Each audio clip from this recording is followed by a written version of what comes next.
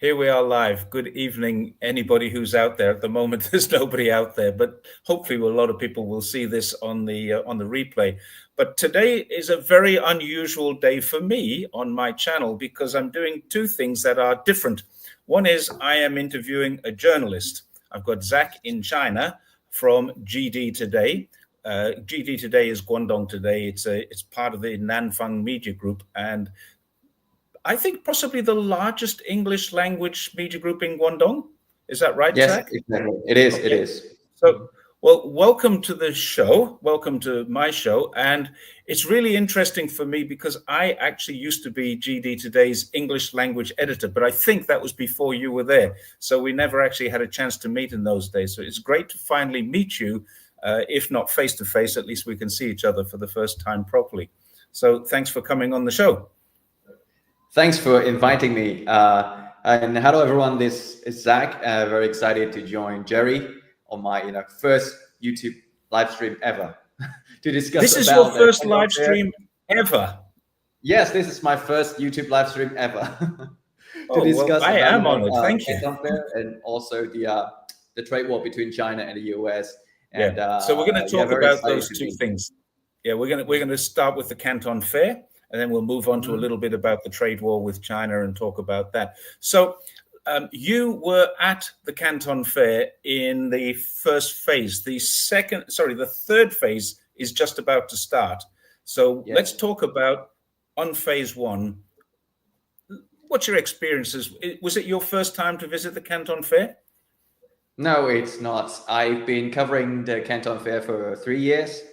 And for each year, there are two sessions of the Canton Fair. One is at April, and the other one is October, November, something like that. Yeah. So 3 years. It's my fifth or sixth time. You broke up a moment there. One is in October, and one is in April, May. So we're in the April, May one. This is the 137th Canton Fair that we're in right now. Exactly. Mm-hmm. It's not your 137th though, is it? Do I look that old? Huh? No, but I do. I think the first Canton Fair I cover is like 133, 33 or 30, 32. I can't remember exactly. Okay. Yeah. So it's about 3 or 4 years ago. And how has it changed since you started covering it? Have you noticed any changes? Well, first of all, it's the crowd. It's getting bigger and bigger. Like for every year, I've been this like for the third year, but for every time when I get there, I still get surprised by the crowd of people. I mean, it's basically very difficult to walk through the crowds if you are trying to get to somewhere. Well, first of all, the hall is really big. The Canton Fair is like it's about 200 football fields, and even it's as big as 200 football fields, it's still crowded with people, with buyers, and of course exhibitors, and there are some people like me, the journalist, who are there trying to get their story. It's very crowded, and the numbers, they continue to grow. For this year, very exciting numbers. As of the end of phase 2. We have like 224 overseas buyers. Well, this is a new record. I mean, that's 224,000. 224,000. A quarter of a million overseas buyers. Mm-hmm. So these many people.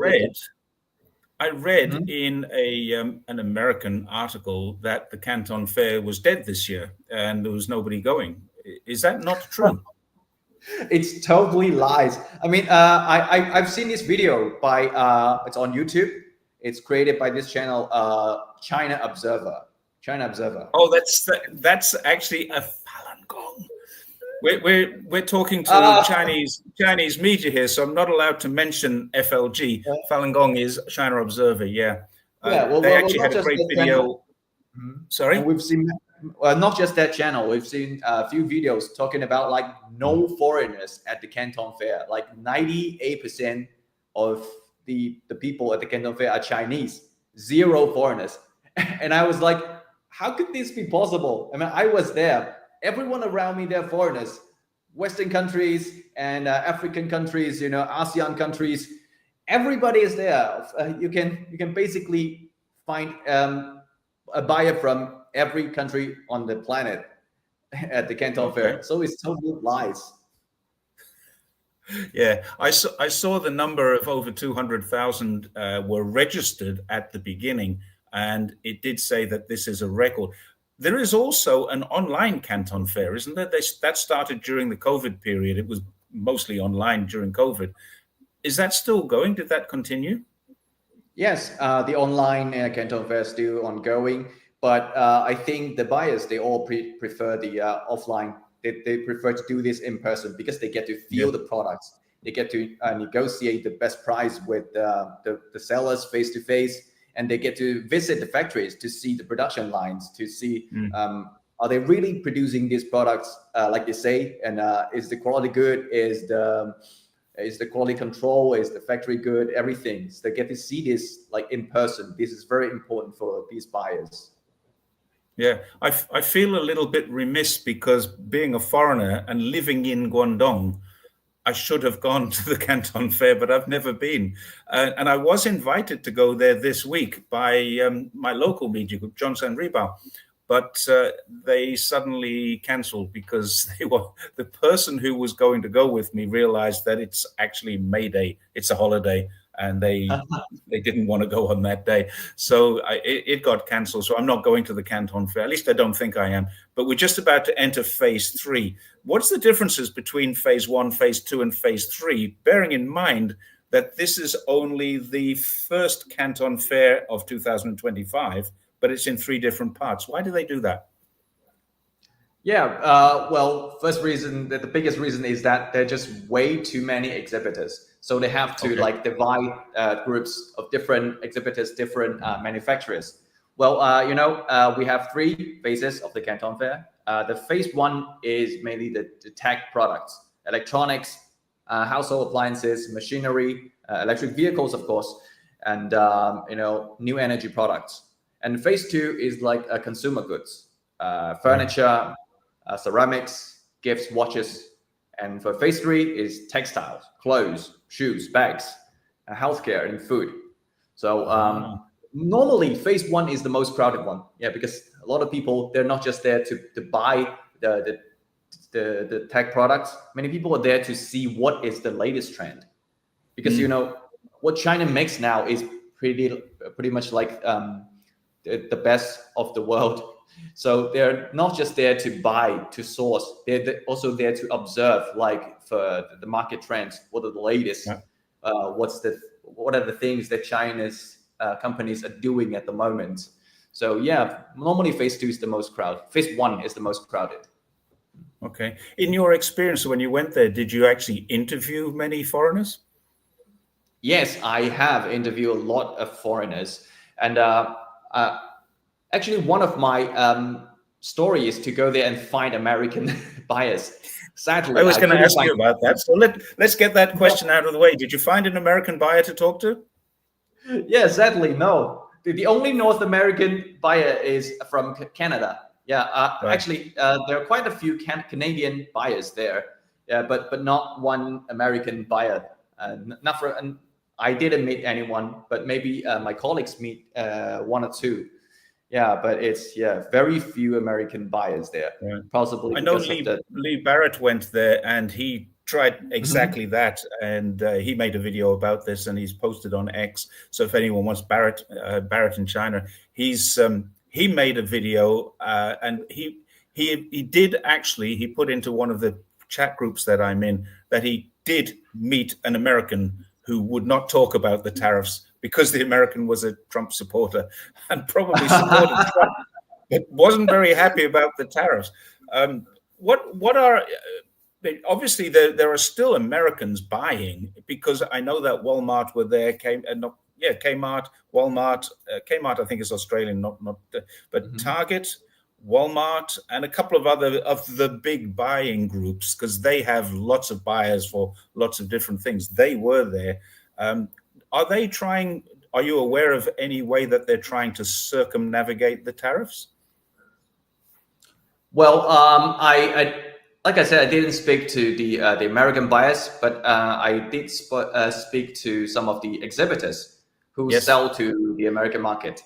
Well, there are some solutions they're looking at. Well, first one is they have to relocate part of the production to other countries, like ASEAN countries, Malaysia, Vietnam, and maybe Philippines, so that these products are no longer made in China. So in this way, they can move the product and export from ASEAN countries to the United States. This is one of the solutions. Just in case anyone doesn't know, what is ASEAN, the Association of Southeast Asian Nations? But what does that mean if a Chinese company exports something to an ASEAN nation? What does that mean? Well, it means they are setting up factory. They're setting up factory in ASEAN countries. Right. These companies, and but they will not move like 100% of the production to these countries, because first of all, the supply chain in some of the countries are not as good as in China. So manufacturing there could cost a lot more than in China. So they're like moving a small part of the production line to these countries, but they make at least like 70 or 80% of the products here in China. I guess that would be the final part, maybe the packaging or the wrapping or something like that would be done. The final I saw assembly. one interesting video, and it was on Twitter actually. It wasn't on YouTube, but it's an interesting video of a Chinese lady saying she was selling sound system speakers. Great speakers. They look really flash and fancy, lots of lights and boom, boom, booms. They look good, but they actually had a sign, avoid US tariffs. We ship from Nigeria. So they had a factory finishing things in Nigeria. Now, that's not an ASEAN nation. It's a Belt and Road Initiative. And I think this is another way that might be working. Did you hear of any of that kind of thing with the Belt and Road Initiative? Not yet, but like mostly I heard about is setting factories in Vietnam. Yeah, they like to do that. But what surprised me is that I think the cost to manufacture, to set up factory should be lower in Vietnam. But as a matter of fact, the cost is a lot higher. The labor is lower in Vietnam, but other things. Yeah. The labor is lower. Have a look at this point that Hammer's just made. The integrated towns. There are places like Dongguan is a great example, where whatever you want to make, your entire supply chain is within a couple of 100 meters of you, or certainly within a couple of kilometers of you, the integrated town. So whatever you want to make, if you're putting together a mobile phone and you need these chips and you need this screen and you need this camera, you can supply them all from very, very close. And I think that's why it is such a, and this is the same thing that, what's his name? The guy in charge of Apple, Tim Cook. Tim Cook said this, it's not about labor prices. It's about so much more than labor, because this is what happens. So have you experienced that? Yes. Well, actually, Zhongshan is quite a similar story, like Dongguan. A few days ago, yes, your Zhongshan. Just a few days ago, I went to Zhongshan to visit a factory that makes ovens and air fryers for some of America's biggest names. And right there, I met this the factory owner. He told me that every component of the ovens they make, every component is either produced in-house or can be locally bought from nearby suppliers. So the efficiency of manufacturing an oven is nothing. You cannot compare these with other places. Yeah, it's the best place to produce an oven. Everything can be locally sourced. So this is how supply chain is working in China, and that's something you cannot easily replicate in other countries. Right. So a product needs to be sent somewhere else, have some manufacturing component done to it before it can be shipped to America at only 10% tariffs. So even that is going to add cost. It must add cost. So that's going to be the biggest problem there. Yeah. When you said you talked to a few exhibitors, what are their views on this? Are they feeling the pinch because there's not enough customers, or is there kind of a diversification of the business? What's the story with them? Well, it depends on what kind of products they're selling, and it depends on what kind of markets they're trying to target.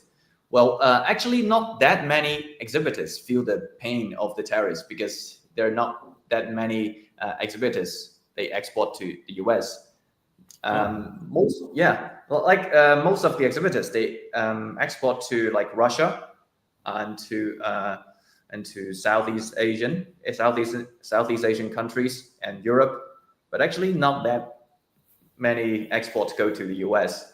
And for those, can you just repeat that for the benefit of American viewers who think that without American business, China is about to collapse? Yes, and if you actually look at the numbers, like less than 15% of China's exports go to the US, and less than 19% of China's GDP is made up of exports only made up about less than 19% of China's GDP. So if you do the math here, it's only about 2 or 3% of China's GDP is reliant on exports to the US. So really, it's not too big a deal about so if we were talking a total collapse of all American business, which we're not, because there are some things they must buy, and there are some things that the US has carved out, like the Apple phones. So there's an interesting one. The Apple phone, only about $50 of that belongs in China. So the phone, which costs $500 US, $499 US, about $50 of that belongs in China. So you take away that, you're not taking away a $500 phone, you're taking away 10% of the value of that phone, which is the Chinese component of it. So even if everything were to collapse, we're talking about a maximum of 2% or maximum of 3% of China's GDP would disappear. So they would still grow by 2 or 3%. They plan to grow by 5% this year. They did grow by 5% last year. They grew by 5.4% in the first quarter. So the effects of this are not really that bad. And that's coming across from the exhibitors too. Yes, exactly. So basically, people are just not that worried. Not that worried about the US tariffs. But for like where's Drunken Caps? And there are certain factories that focus on the American markets, and they are hit very bad, of course. And the solutions they look for is to find other markets, that can buy similar products from them. And some of them are quite successful to find new markets. Maybe some are slower, but they are actively trying to do so. So you're still a very young man, and I've been in China 20 years, and you've probably been paying attention for about the last 10 years. So what we have both seen is not just a diversification of markets. We've seen the BRI, the Belt and Road Initiative, build China's business. We've seen the RCEP, the Regional Comprehensive Economic Partnership, build China's business in this region. We've seen China has its largest market is the ASEAN nations. China is the largest trading partner of the ASEAN, the Association of Southeast Asian Nations. And we've seen the business come from over 20% to about 12 to 13% going to the United States. So that has come right down. But what else are we seeing? We're also seeing the change. When I first came to China, and I came to Zhongshan 20 years ago, it was famous for making jeans, T-shirts, sporting goods, sporting clothing, sporting outfits, and shoes. What about lights? I was forgetting about Gucci. But even with lights, I think 90%, more than 90% of all the world's lights come from a place called Guzheng, which is here in Zhongshan. 90% of all the world's lights. Anybody out there, wherever you are, have a look at your light fitting. it was almost certainly made here in Zhongshan. That's something a lot of people forget. They're still doing that, but it used to be light bulbs. Do you remember when you used to have to put little light bulbs into things? Now it's all LEDs and strips. So they have changed a lot in that. They're diversifying. What have you seen in terms of how the production has diversified in your experience?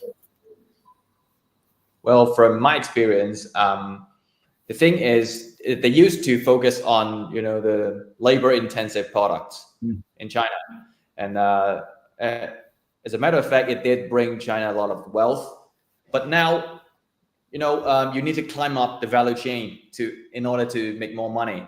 So companies are now focused more on research and development, so that they work on more patents on designs, on the technology.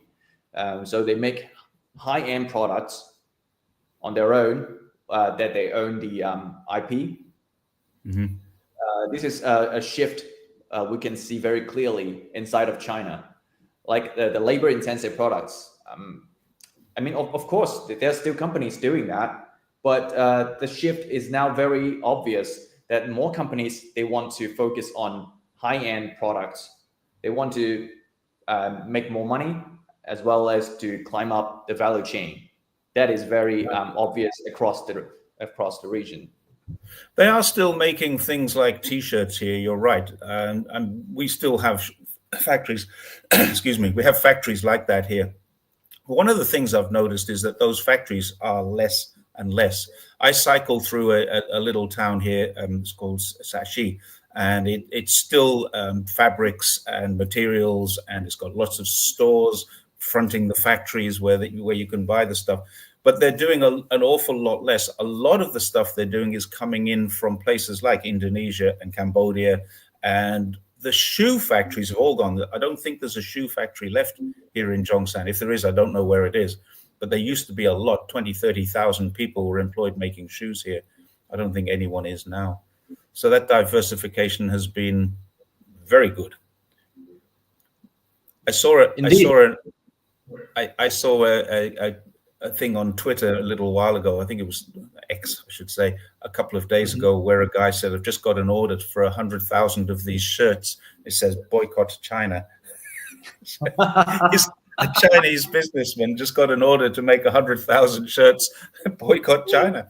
So, what does that tell you about the system in America? Let's move on to a more general kind of discussion here. What do your friends?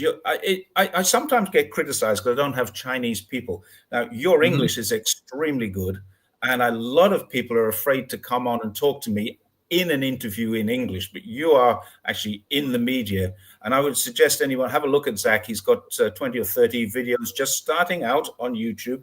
Go have a look. Subscribe to him if you feel that it's worth it, and I think it is. I have subscribed. But yeah, help build this up, because what Zach's doing is looking at China from a Chinese perspective. And I've always said, if you want to know what's going on in China, come and ask a Chinese person. What do your friends, family, your colleagues feel about the direction China is taking? Are they happy? Are they unhappy? What's the story? Well, I think, of course, everyone, for the general direction that our country is heading towards, everyone is happy, because we used to be bullied by many Western powers, and now we are growing bigger. We have a bigger say in the international community. I mean, everyone in China, we feel proud. Of course, we feel proud about China's rising place in the world, and especially about this tariff war, about this trade war. The sentiment is quite different nowadays compared to 2015. Well, in 2015, people were kind of scared.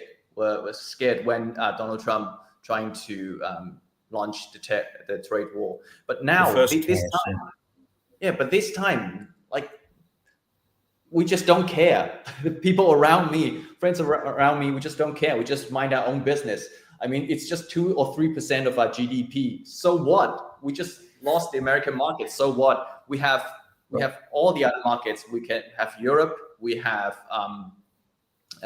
Southeast Asia, we have Middle East, we have Africa, we have South America.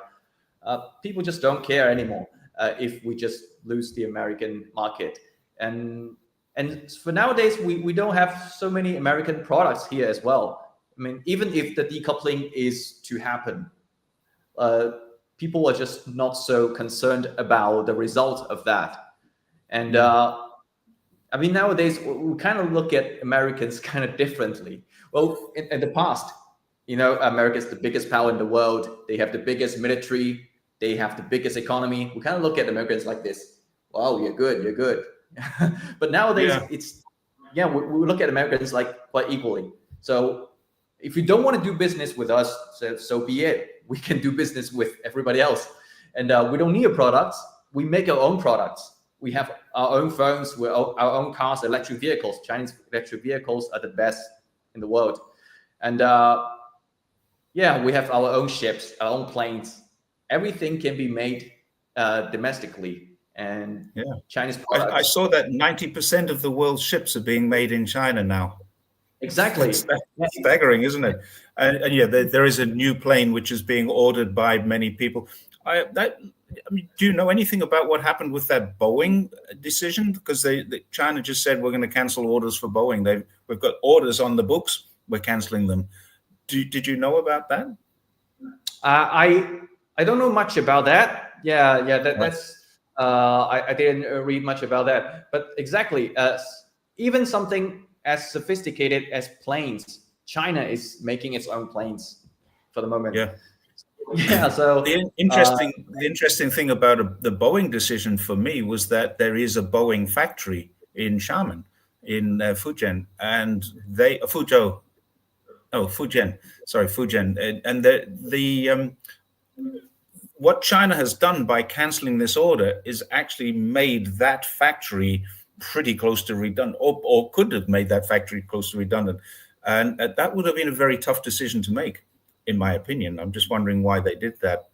Obviously, they had their reasons. Maybe it was their military connections, maybe not. But then China now has a short haul, and is working on a long haul plane. So that should be ready in a couple more years. So if they can do that, Russia has just released a plane. These are prototypes. These are not in general production as yet. But the Comac C919 is in general production. And it is flying around the skies. I haven't been on one yet. In fact, I don't even think I've seen one yet. Okay. I was at the airport yesterday in Shenzhen. I haven't seen one. So this is a good question. I'm going to put this to you. I made a video about this. Are many people, Chinese people, boycotting American products? What's your view on that? I want to say no, because we just don't care that much about boycotting American products. As a matter of fact, there are not too many American products in China. I was going to ask you, can you think of I mean, there are American services, but can you think of an American product made in America? Because people buy Ford cars or GMCs or Lincolns, but they're made here. Is there an American product that you can think of that's imported here that people want to buy? I mean, we talk about the gas, talk about the wine. That's probably one American product. But it's corn and it's soybeans, it's things like that. But it's not actually things that you normally buy. Do you know of anything that the Americans make that Chinese people want? Maybe the only thing is iPhone, but iPhone is like produced in China here. As well. iPhone is the only thing I can think of. Like normally, there are not too many American products for us to boycott. There are services. America make services. There's no question about that. America are making services, but or providing services. But in terms of what Americans make that is imported into China for use, goods, manufactured goods for use, I honestly can't think of one. McDonald's is here, the Hyatt, the Marriott, the Hilton, all these hotel services. Microsoft is obviously a good one. Apple, iPhone, the iOS is an American-made service that we use here. If you're using an Apple, that is, I don't. But Apples are made here. All the computers that you might put Microsoft Windows on are made here. All the phones that you might put Android on are made here. So the services, yes, I get that, but are people boycotting them? I was in a Hyatt yesterday and the day before. No, it was yesterday. I had a 3 nights in Kashgar in a Hyatt hotel, American hotel, in Xinjiang, where Americans are not supposed to be doing business. Well, one more interesting fact about Chinese not boycotting American product is that the most crowded, the most popular restaurant during Canton Fair. Do you know where it is? Not McDonald's. Don't say it's McDonald's or KFC. Yes, McDonald's. Oh. All global buyers and also Chinese exhibitors, they go to McDonald's for their lunch, for their dinner. I mean, an American brand making a lot of money at China's biggest trade show. I mean, that is interesting. But if I can give that a little bit of perspective, I don't know if you're aware of this, but it is SciTech, the Chinese investment bank, that owns 51% of McDonald's in China. Yeah. McDonald's, I don't know if they've done it. They were planning to do a bit of a buyback. I don't know if that's happened yet, and maybe take more control, but it's actually a Chinese-controlled company, whereas KFC is not, Coca-Cola is not. They have their bottlers. The bottler is Chinese, but the brand is American. Yeah. Yes. So someone just said, M Love, can you mention me on air? I just mentioned you. That's a very interesting thing. I've never had to do that before. M Love, you are mentioned twice now. What was the next question I was going to get to? Let's move on to talk about the tariffs. Yeah, sure. Chinese people, what do they? I mean, you've said what you think. Is this the same with all of your colleagues, all of your friends and family? What do they think? What do they think Trump is trying to achieve here? Well, I can't speak for all, but some of my friends, because not everyone discussed this sort of topics with me. Not everyone cares. Not everyone cares. That's the main thing. It's like that with me. Yeah. So for those who I discussed this with, well, they sort of think Trump is trying to bully China.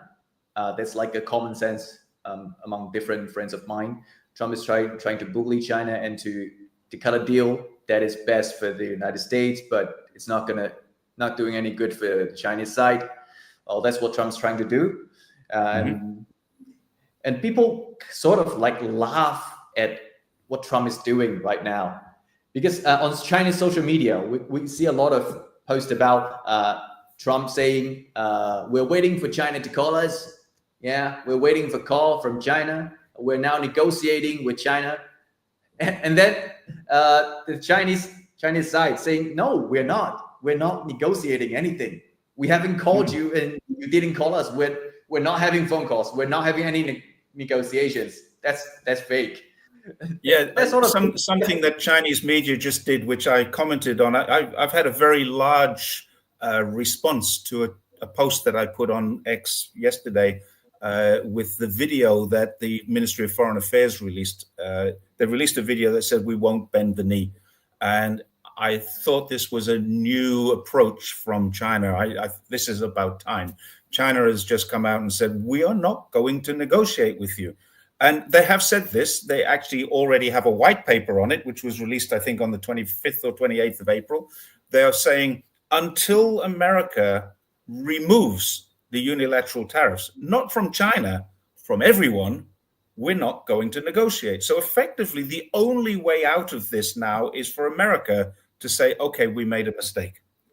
I can't see that happening. Can you? I have no idea. Yeah, Trump is way too unpredictable. You're actually doing that. You do the Trump thing a little bit too well for me here. You worried me there. You've been watching Trump too much. Yeah, I've been watching way too much Trump. So what do you think's the end game? What's Trump? We know that he's bullying China. Mm-hmm. What's his end game? Why? I think like he said, my guess is he's really trying to bring back manufacturing to America by doing so. But I mean, my colleagues, the Chinese companies that I interviewed, also the global buyers, all of them, they don't think America can bring back manufacturing like in a short amount of time. It's going to take years, if not decades, to build a supply chain that can really support the manufacturing ecosystem.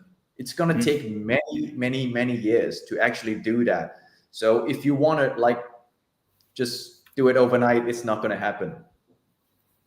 Yeah, I've got this. M Love is asking a couple of questions. One is, can you hand down your? I'm probably going to remove this person soon because they're starting to troll now. Can you hand down property? What happens with your property, your parents' property, when your parents pass away? Answer that question for this person. It's completely unrelated to what we're talking about. What happens to a person who has a property in China when the parents pass away? Well, it just the property just got passed on to the son, to the daughters. Well, but of course, according to the will, according to the will. So I think this person is trolling a little bit to try and get some reaction. We're talking to a Chinese person here and asking a question about China, and all of a sudden it's not the answer that they wanted. So we'll see what comes up next, and I'll probably remove the person from the channel because they're commenting on my pension. I get a pension from the government in Australia and the UK, and I get paid by the CCP, apparently, whoever the CCP are. I don't get paid by the CCP or the CPC or anyone else in China for that matter. I don't know where this rumor comes from. I wish I did. Even the what they call the Wu Mao. I'm a member of the Wu Mao army. Yeah. Yeah. Anyway, let's get back to tariffs, and we won't worry about M Love anymore. Where do you think it's going to go? Do you? This is a personal question, and I'm asking you to get your crystal ball out and say, what do you think is going to happen with the tariff situation? I think. Well, first of all, I don't think China is going to back down. That's for sure. Right. I mean, it's pretty clear. With the latest video of not kneeling down, just mentioned it. I don't think China is going to back down. It's pretty clear, pretty clear position from Beijing, and I think the end game will be Trump backing down, because we've already seen some like signs of that, where Trump mentioned the possibility of lifting some of the tariffs. I think the end game will be Trump backing down. Yeah, but I'm not an expert on geopolitics. It's just my guess. Yeah. Yeah. I think the view, talking to my Chinese friends and family, I've got Chinese family as well, they're saying the same thing. What's he trying to achieve here? Does he want us to be poor again? Which my wife's family were very poor going back 50, 40, 30 years. And they have now come into a comfortable state of life. And they're very happy with that. They're both pensioners, my mother and father-in-law, my sister-in-law. I've got one sister-in-law in Australia, one sister-in-law here in Zhongshan, and they all have a comfortable lifestyle. So, yeah, what does Trump want to do? Does he want us to go back to that place where we were 50 years ago? And China's GDP was like $60 a year per person or something. I don't know what it was, but it was one of the poorest countries in the world. Certainly, it was in the bottom 10 or bottom 5. Do you think China will ever go back to anything like that? Do you think they would want to? Of course they wouldn't. So they're not going to back down. Will Trump declare a victory after he is backed down? I think so. It kind of looked like a Trump thing to declare victory with his own terms.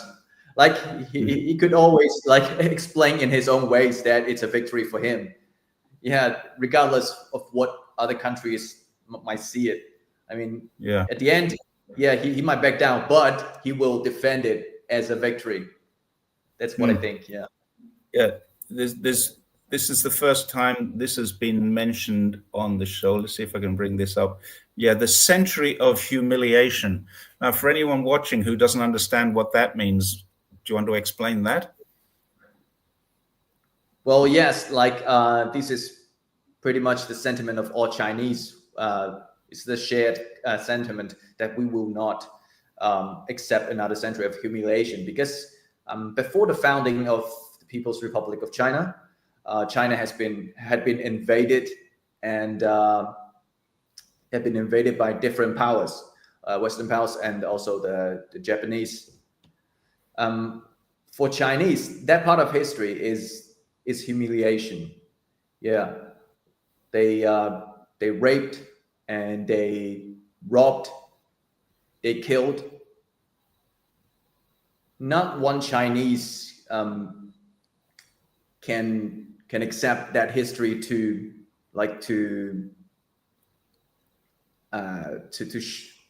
repeat again, and not one Chinese would like to see that history being repeated again.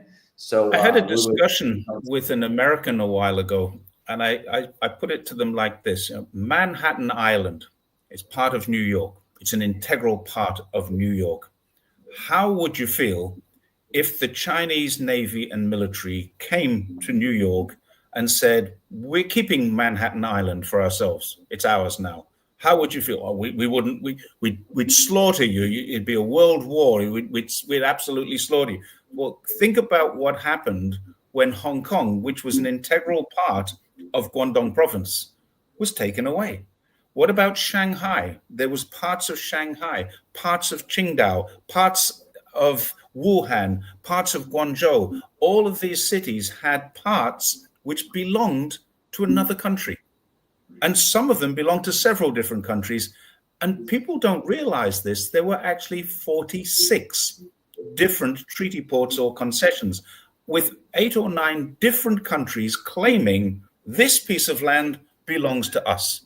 And that is China's century of humiliation. Before the Japanese even came here in 1937 and did what they did. But the Japanese, here's a really interesting point a lot of people don't realize. The Japanese invaded a place in China called Port Arthur. This is a Chinese city called Port Arthur, which is a British name. They invaded it and took it off the Russians. What? A British named place was occupied by Russians and then taken by Japan, which gave them the foothold in what we now call Dongbei. And this was near Dalian in the northeast of China. A Japanese army took a British named port from a Russian army. That's exactly. Inside of imagine that if it was America or if it was in Europe, if a Chinese military or even a Japanese military, look what America did when the Japanese invaded Pearl Harbor. Look what happened then. So putting that into perspective, that's interesting. Yeah, it's really like for every Chinese, no one would want to recall that part of history. But now, Chinese, we are feeling very proud as a nation that we are getting stronger in the international community. We have a bigger say, and economically, and also politically and militarily. So this means a lot about China's rising again, and it's interesting that a lot of people don't realize that China was a dominant force before that century of humiliation, before the end of the Qing dynasty or Qing dynasty, if you're an American. Around about the 1850s, it started to change, and 1850 to 1950 is that century of humiliation. I'm going to ask another question, but before I do that, I want to just say, if anyone, because this is very rare for me to have a Chinese person speaking English on my channel, if anyone has specific questions about China for Zach, please put them in there, and he can, questions that I ask my Chinese friends, Zach can answer them. So if you have those, put them in there. And I was going to ask another question, but it's escaped me for the moment, and I haven't written this one down. But how's being a journalist in China? Do you feel that you are constrained? Because in the West, everyone says, journalism in China is completely censored. They can't say what they want. How do you feel about that? Well, I don't think that's true. Well, you're the journalist, Yeah, well, I mostly cover like for now, I mostly cover the Guangdong news. Yeah, which Mm-hmm. what is happening in the province of Guangdong. Well, they're mostly economic. I mean, there are no orders given to me like you need to report the good side, not the bad side.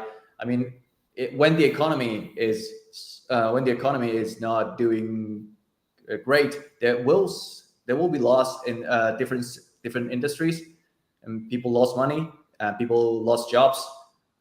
I mean, that's it's totally fine for our journalist to report all these stories. I mean, Right. I don't see, yeah, I don't see, constraints to do so. It's just like every journalist in all the other countries as well. I've got a story that I want to relay about because I've written articles for your group GD Today Hmm. in the past. I've actually it was GD Today that started me as a freelance writer.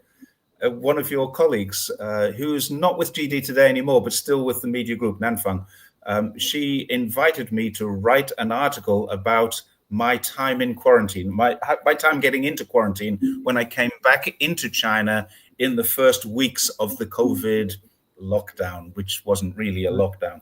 But when I came back, and Jasmine asked me to write an article, and she said, if it's a good article, we'll pay you for it.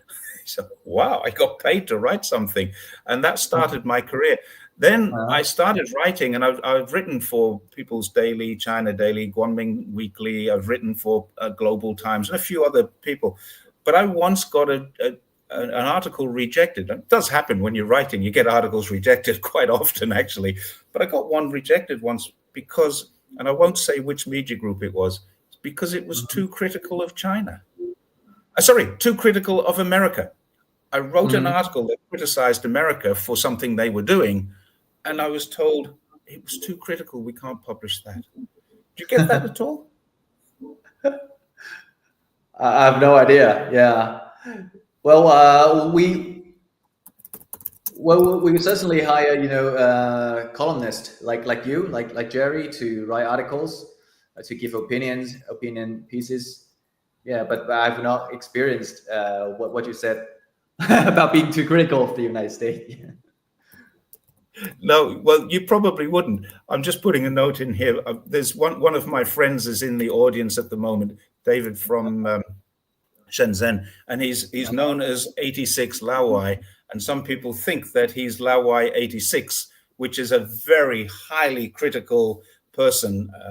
So Lawai 86 is not 86 Lawai. They're two very different people.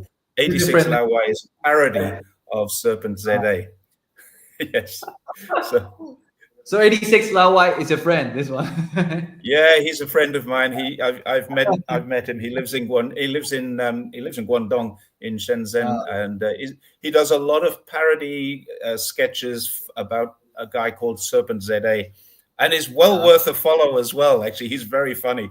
And I don't know, Dave, if you're watching this still, I don't know how you do it. There's so much editing goes into his work. I don't know how he finds the time to do it because he's got a full-time job as well. But yeah, please don't confuse him with the other guy. I thought he was 86 because it was the year he was born. I don't know about that. Okay, so if anyone has questions for Zach in China about living in China, please feel free to share them. I want to ask you about generally life in China. The question I was having before was about PPP. We're told by Americans laugh at Chinese people because the per capita GDP is very, very low. The per capita GDP is like 11,000 and America is 65,000. And they say, well, Chinese people are poor. Is it your experience that Chinese people can't afford or can afford anything that they need to buy? My experience is that if you're a middle-aged Chinese person, I know you're not there yet, and you would normally have a couple of million saved in the bank. You'd have a nice car, you'd have a nice apartment, you'd probably have a wife and a kid or two as you're middle aged. So how does that happen when the GDP is so low and everybody's so poor? Is that what you feel? Of course, it's not true. Well, you got to consider the fact that China is a huge country. It has a huge population. So, like different areas, different cities, the income is different. The income level is different, and the cost of living is different. Yeah, like if you're living in Beijing, then if you make like 10,000 RMB a month, it's not. Yeah, and then if you're living in Foshan, where I'm from, you make 5,000 would be totally enough for you to live a decent life. 5,000 RMB is about $800 a month. 10,000 is about $1,500 a month. And you're telling me that in the capital city of China, you can live a good lifestyle on $1,500 a month. Yes, exactly. But of course, it depends on which area of the city you're living. You rent a house, of course. The rent is different across the city. Beijing is very huge. Yeah, Beijing is a very huge city.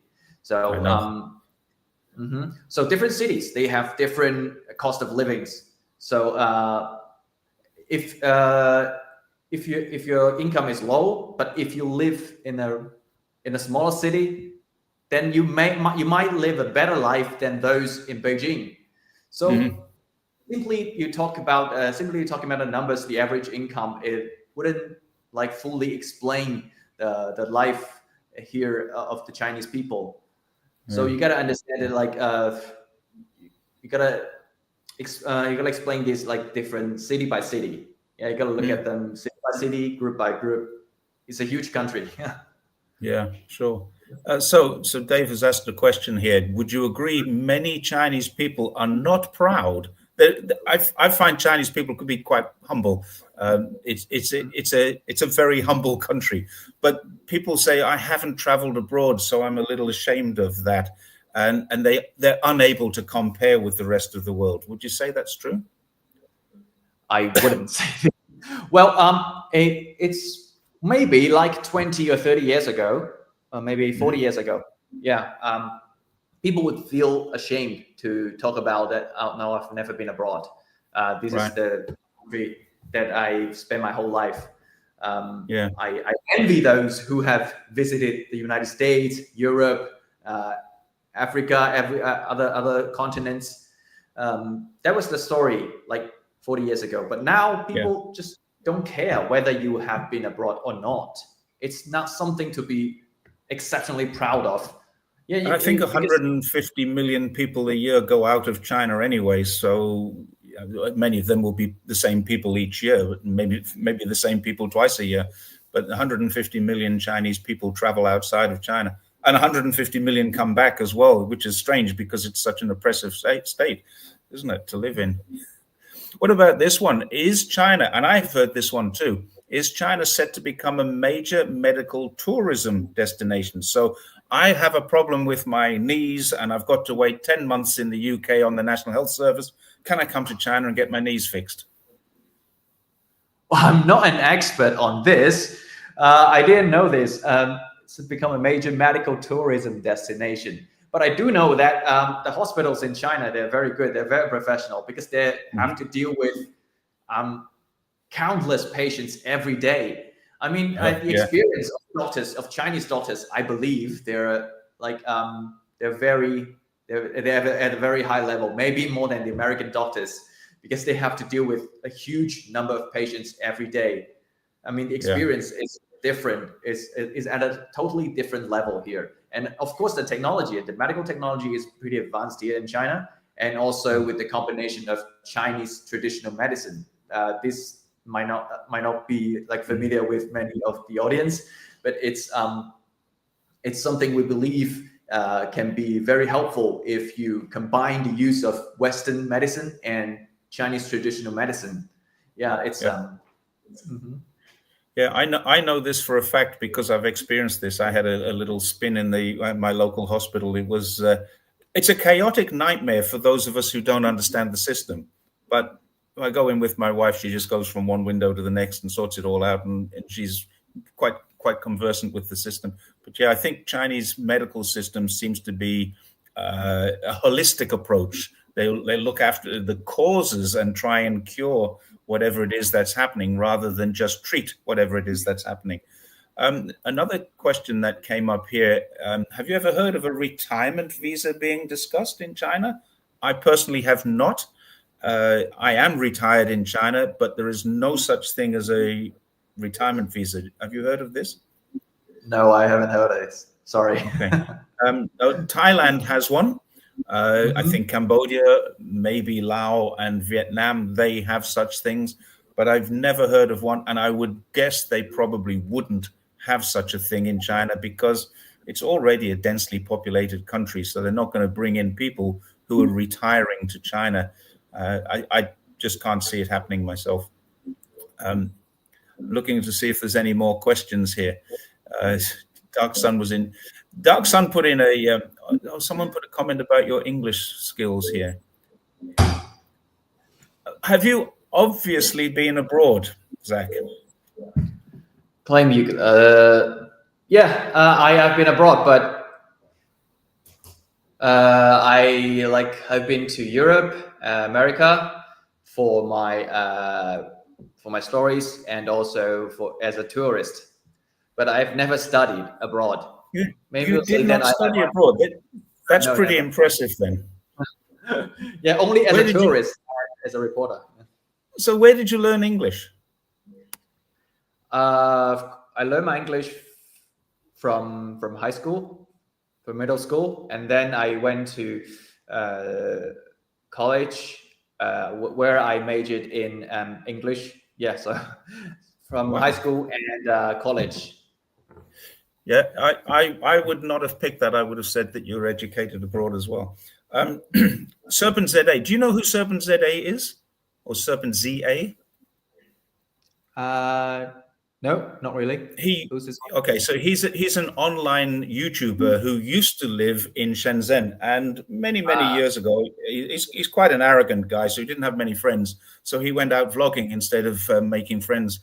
And he built up quite a lot of following because he was one of the very early, not the first, as 86 Lawai has pointed out. He wasn't the first. He claims to have been the first China vlogger, but there's several before him.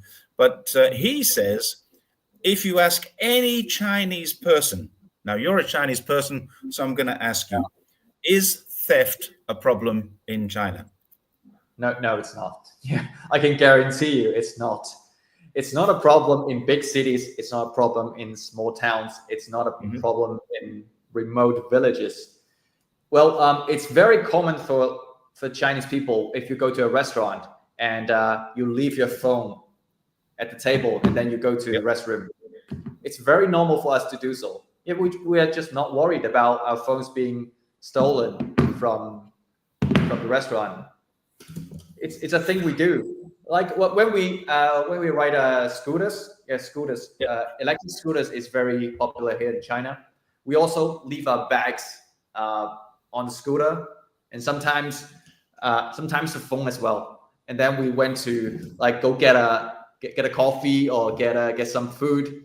And then the problem with doing that is you have to go back to your bike to get the phone to pay for the coffee or the food. Yeah, exactly. But sometimes we leave our bags on the electric scooters, and we just leave it there. Interestingly, for anyone watching, just a couple of days ago, 86 Lawai put out a video on that topic, the theft problem. But he actually went down a street and took pictures and saw phones, bags, helmets. You can't, apparently, according to the Serpent ZA, you can't leave your helmet on your bike. Someone will steal it. I leave a camera on my bike. I have a camera on the front of my bike, and it's just connected. It's a DJI camera. It's connected to it. You don't have to unscrew it or anything. It's clip it off and run away with my camera. No one's ever done it before. You just leave things like this. So theft is not a problem. But question, has it always been like that? Of course not. Well, I think things started to change like 10 or 20 years ago, because I'm not that old, so I can't quite recall what it was like before. But well, my father is a police officer. My father is a police officer. Oh, Yeah, retired police officer. So back in 1990s, there were a lot of thieves, robbers, a lot of criminals, and my father was very busy during 1990s. You know, and not so catching busy at the end of his service. yeah, and then like sometime after 2010 or something, like the most cases my father worked on is fighting couples.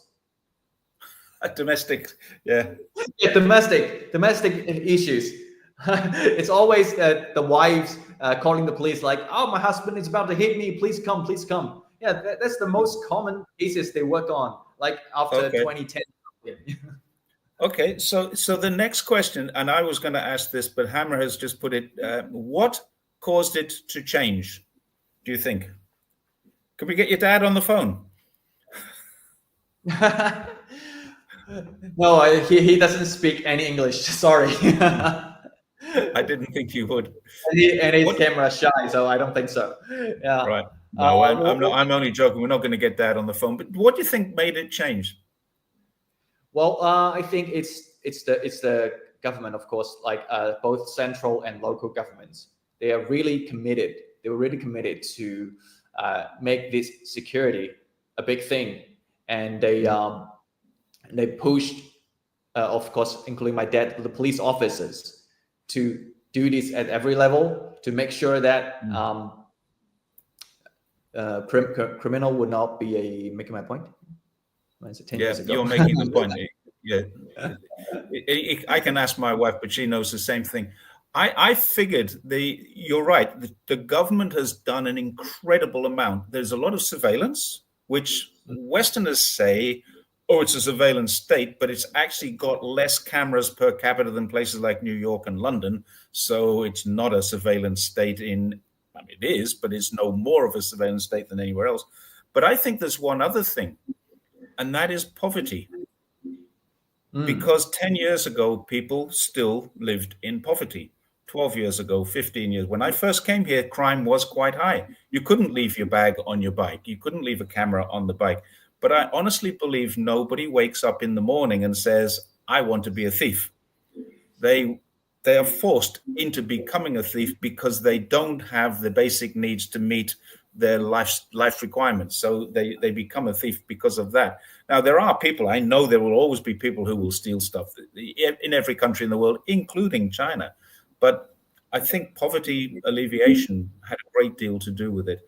And many people give Xi Jinping praise for that, but it was actually set up in Jiang Zemin's day and then through Hu Jintao and into Xi Jinping. This has been an ongoing thing, and it's been realized in Xi Jinping's era. Would you agree with that, or would you have something else to add to that? Yeah, exactly. I think you made a point. It's a point I missed. Exactly. If people are employed, people are making money, then why would they go to steal? Why would they go to rob? If they can support their family like that, yeah, they don't have to commit crime. Yeah. This is an interesting question. If America is hard on crime, America has 1/4 of the population of China, but twice the number of prisoners in their system. So America is very hard on crime. So why is China so safe? That confused me as well. I mean, America's hard on crime. Why? That's a story that I would like to do maybe in the United States. Okay, well, we'll see if we can get your boss to give you, because of course I've got a lot of influence with Guangdong Media because I work for the CCP, so I could probably get your boss to send you to America to do that. There was, I remember coming into China. This is a good point. I haven't had a wallet for more than 6 years, so you can't pick my pocket now, and you can't get into my phone without my thumbprint. Yeah. Yeah. So you can't steal. No point in stealing your wallet because there's nothing in it if you have one, because no one carries Yeah, we money don't carry anymore. cash anymore. We don't carry cash anymore. There's nothing Yeah. much for you to steal. Someone says crime is still pretty high. This is Chopsticks and Trains. This is obviously a channel I don't know about, but I can assure anyone who's not in China that China, Yeah. and I'm a former police officer as well, by the way. Anybody who's not in China, if you come to China, you will feel as safe as you have ever felt in your life. Now, there is a problem associated with that. When Chinese people leave China, they are very slack with their own personal security. So a lot of Chinese people are easy targets for European, American, Australian robbers, Asian robbers, or not robbers, because robbery means you've used force. So if someone wants to pick your pocket, it's not really a robbery. It's a theft, but it's not a robbery. If someone wants to come up to you with a knife and say, "Give me your wallet and your watch," that's a robbery. So they're using force. But I think the thing is, Chinese people will put their phone down and go to the toilet and come back and the phone will be gone if they're in another country. And that is Of something course. that we need to be more conscious of. Anyway, complacent abroad. Yeah, there's someone just said this. PB World says the same with the Japanese. The Japanese have a very, very safe environment. I've got a statistic which people who follow me and know me will know this statistic.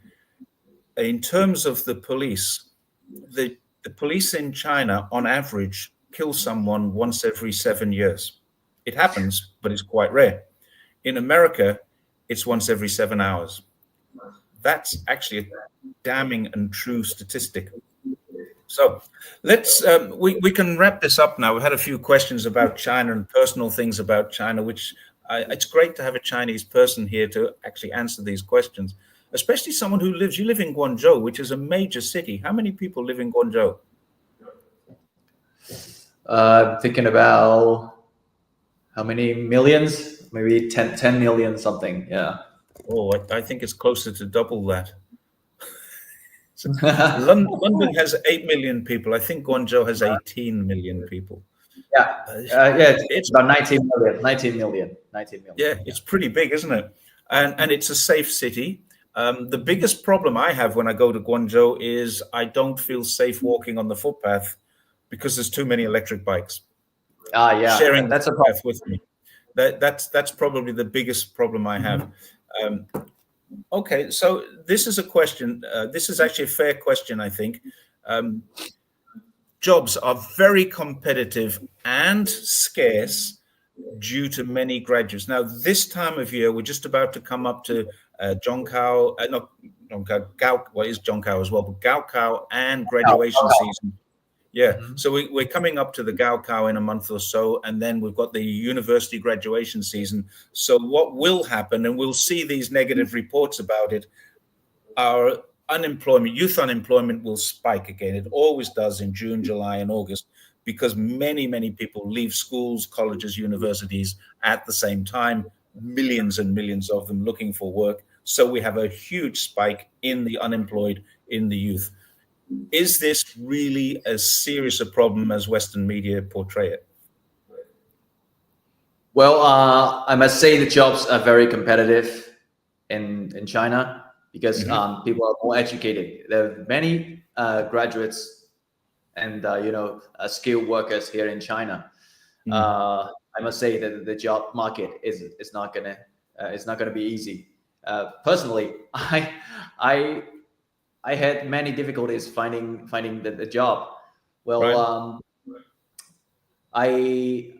But before working for GT Today, I was in Beijing working for CGTN, one of China's biggest TV news. And China then Global Television Network.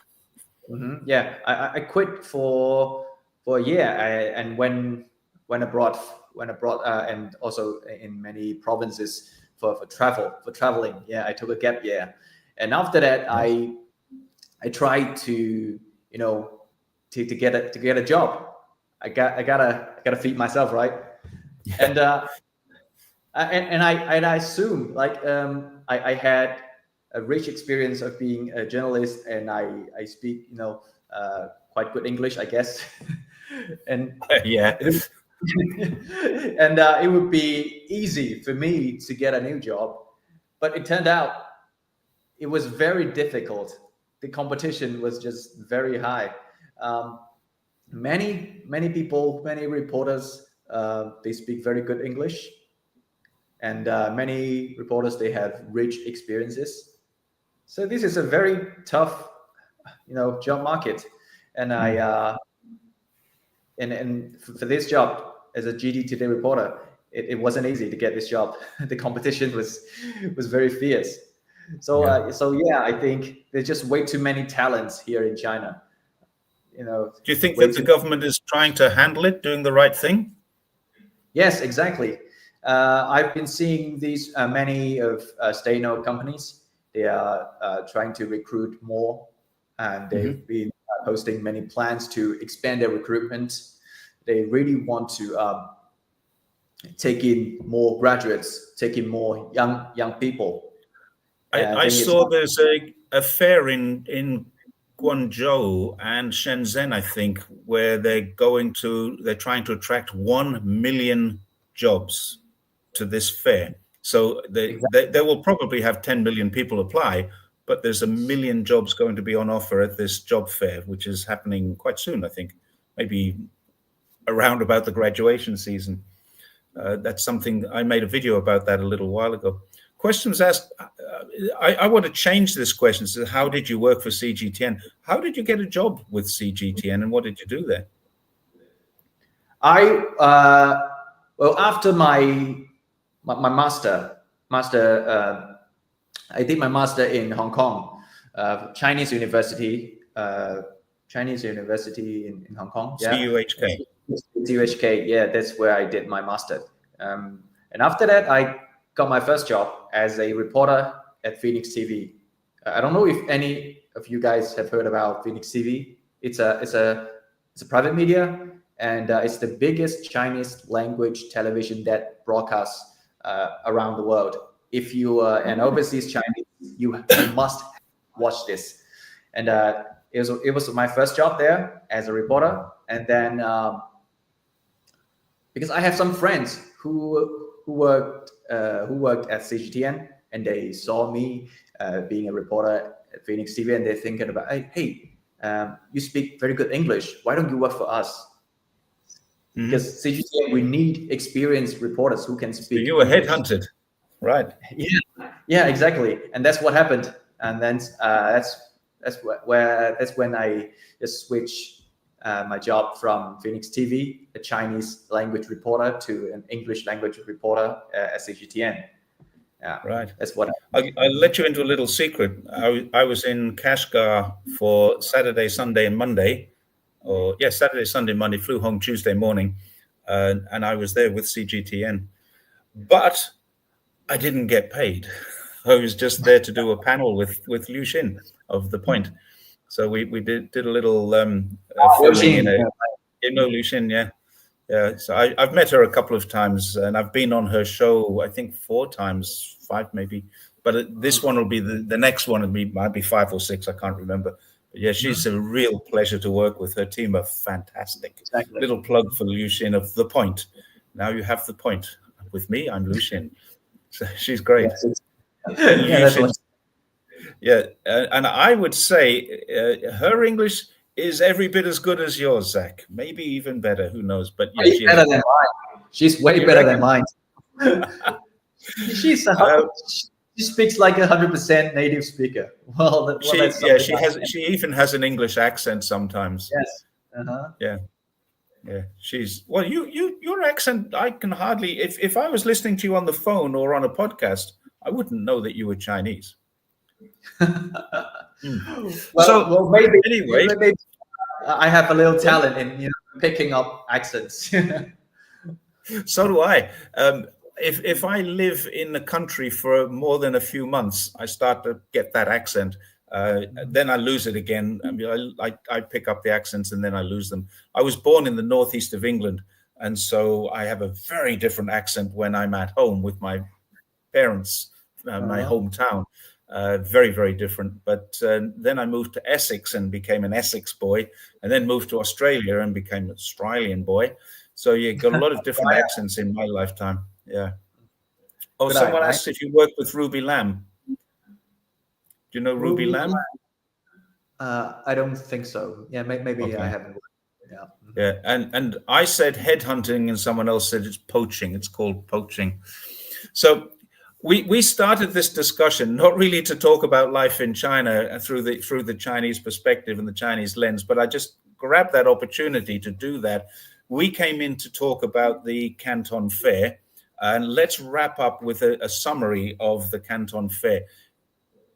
How successful do you think this is, and what does the future look like for the Canton Fair?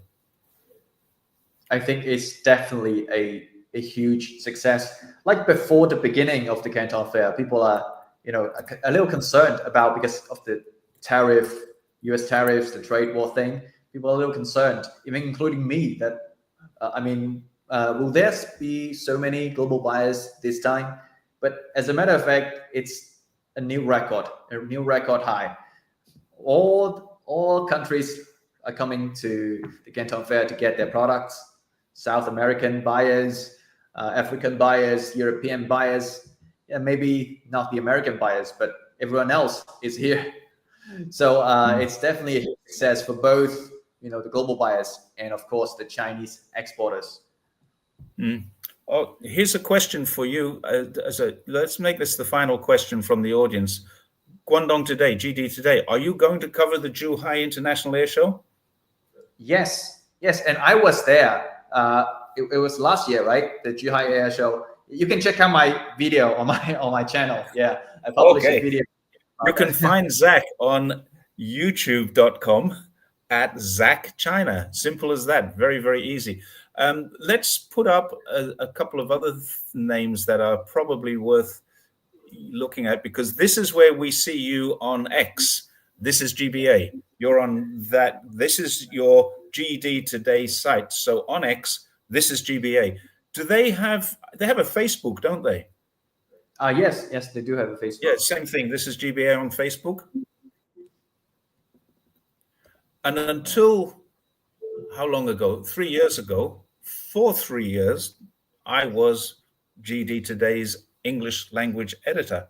So that goes back a long time. I used to do all the editing, but that was before you and I worked together.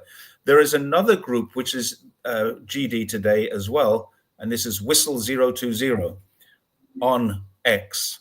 Are they anywhere else as well? Well, I guess you have mentioned Facebook. Facebook, we are just GD Today. Yeah. Facebook, right. We're just GD Today. Okay. GD Today. Yeah. So let me GD Today. Oh. So let's bring this up. This is another one to look for if you're looking online. GD Today, Guangdong Today. It covers all of the Guangdong news, particularly. I mean, there's a lot of fun stuff. You get to see about which new flower is flowering and stuff like that. But you also get to see all the hard-hitting economic stuff on GD Today. On This Is GBA. And this is where you have been creating some fantastic short videos. And that was what drew my attention to you. Not the fact that I worked with GBA or GD Today, but the fact that I was starting to see some really hard-hitting and really intelligently put together videos. So this is where you can find those. And I would strongly suggest following Zach on YouTube, following This Is GBA, and following Whistle if you want to know what's going on in the Greater Bay Area, which is what GBA means. Is that fair? Thank you, Jerry. No problem at all. But I want to thank you, and I want to thank. We got up to 100 viewers today, which is really surprising because it's dinner time here, and that really surprised me to get that many views. So I'm really happy with that. So thanks once again for coming on the show, Zach. And thank you, everybody who contributed to the show, asking questions. And there's a lot of comments coming in that I'm not seeing now. I'm dyslexic. So what did someone say there? No disrespect, but I am dyslexic. Sorry, did I make a mistake somewhere? I don't know, but I must have made a mistake somewhere for someone to mention that. But yeah, I do. I can't see my mistakes unless I have the little red line under it. And in this feature, you don't get that. So I'm sorry about that if I made a mistake. But you know what I mean. That's the thing you can do. Yeah. Thank you, everybody, for joining us. We'll have to say goodnight there. And because my wife is waiting to have dinner with me, I'm sure you are waiting to have your dinner. My wife is outside waiting for me as well. Is she? Oh, well, you should have opened the door and let her in. How's her English? Yes? I said, how is her English? She speaks very good English as well. But she speaks better French. She speaks better French. Oh, that's impressive. Yeah. Better French and as good English as yours. That's impressive. Yes, exactly. Mm-hmm. It actually embarrasses me sometimes that my only fluent language is English. I am functional in French, I'm functional in Chinese, but that's all I am, just functional. So anyway, on that happy note, let's say goodnight to everybody else. And thank you very much once again for joining our live stream.